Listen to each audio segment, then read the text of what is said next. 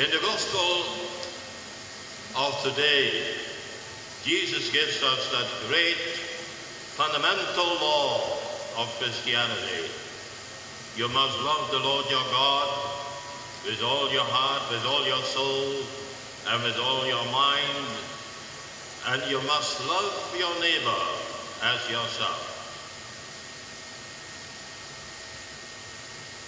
Now, in asking ourselves which exactly are the neighbors we should love first of all, we can of course mention a whole list of people, but the people we should never forget, because they are in fact the nearest neighbors we have, will always be the members of our own family. Charity, as the saying goes, begins at home. So loving your neighbor as you love yourself should be first of all something that must start at your home. Now, it has often been said that in our modern society, marriage and family life are going through a hard time. If that is true, and I think it is true, and if we Catholics do not want to go down with the rest of the world, we will have to work very hard to keep our marriages and families up to the standard in the Christian sense. How can we do that? Well, within the limits of the Sunday sermon, I cannot say very much about it, but let me give you at least 3 general points of consideration. First of all, if you want to have a good and healthy marriage and family life, you must make sure that your marriage remains the absolute top priority of your life. Not your business, not your career, not your money or even church activities, not your entertainment or hobbies, but the love for your wife or your husband or your children. That should be number 1. And that love should not only be there as a matter of feelings. Feelings come and go. They are like quicksand. You cannot build on them very well. But the love we are talking about should be first of all based on a decision of the will and on the commandment of Jesus to love your neighbors in the family as you love yourself. It is what once you have promised when you were standing here in the church and when you went through the wedding ceremony, that you would take so and so as your husband or wife and would be faithful to him or her for the better and the worse, in good times and bad times, in sickness and in health, all the days of your life. Period. Your word is your bond.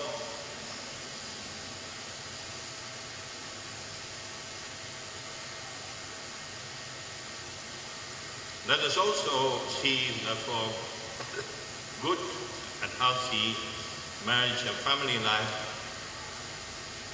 we have to learn to practice the virtue of forgiveness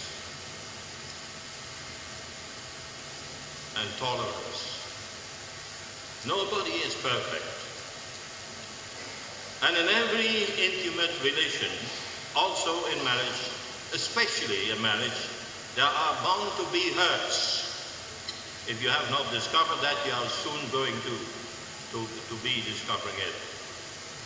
Open your eyes. Don't be a childish. See that this is the law of life. There are bound to be hurts when you are living at close quarters for such a long time. And so forgiveness and healing must be available at all the time. Let us not be like people who, once they are offended, cannot forgive and forget anymore, who keep harping on their hurts and harboring their grudges with an anger that burns in their hearts till the end of time.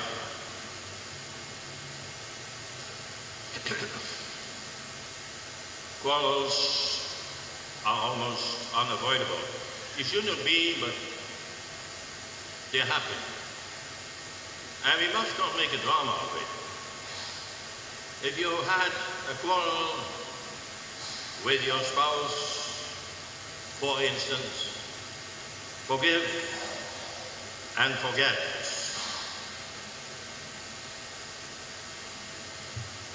I remember how as a young child I read something in a Dutch storybook about a Chinese custom practiced at the end of every old year.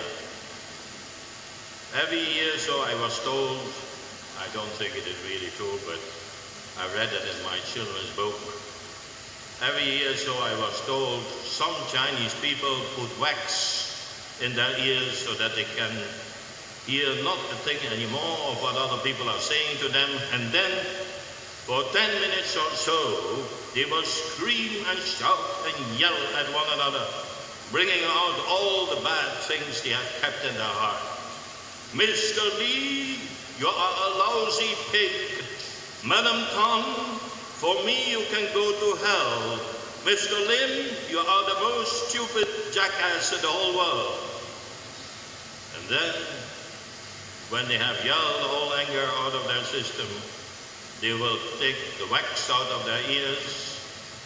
They bow and smile and say to each other, Madam Tom, Mr. Lee, Mr. Lim, Happy New Year.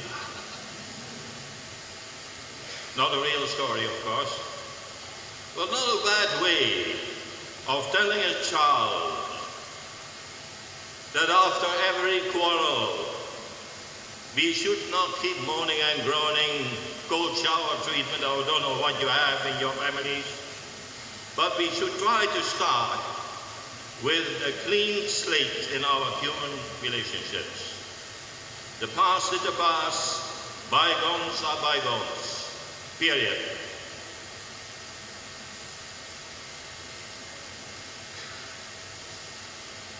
Finally, and most important of all, let us always do our best to place God in the center of our family life. God is not superfluous. God is not something only for women and children, dear men present here. In the past, Catholics used to agree almost unanimously that love for God and the practice of prayer should be an essential part in the building of a Christian marriage and family. The family that prays together stays together, we were taught. But the other day, I heard one of our priests say, if out of the 100 young Catholic couples, there are 2 who are still in the habit of praying together, I will be surprised.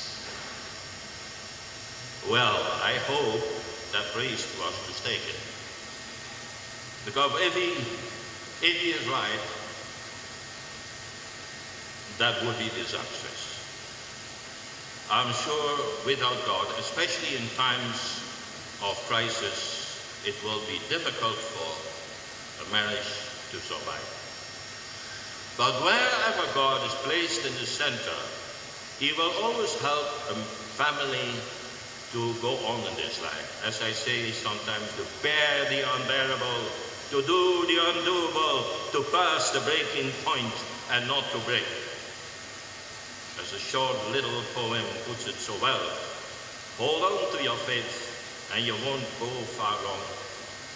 Make light of your burden and travel along. Sing in the dark, so though your courage has gone. The faithless drop out, but the faithful plod on.